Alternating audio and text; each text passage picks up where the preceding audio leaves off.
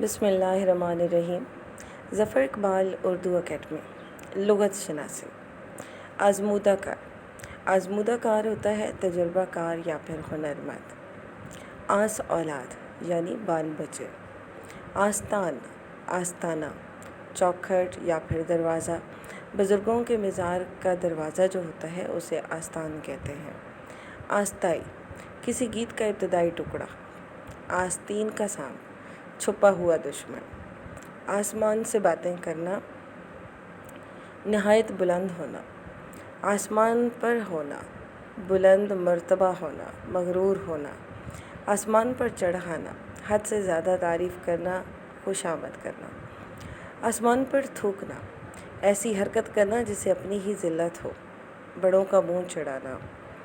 آزمودہ را آزمودن جہل است، یعنی آزمائے ہوئے کو آزمانا غلطی ہے۔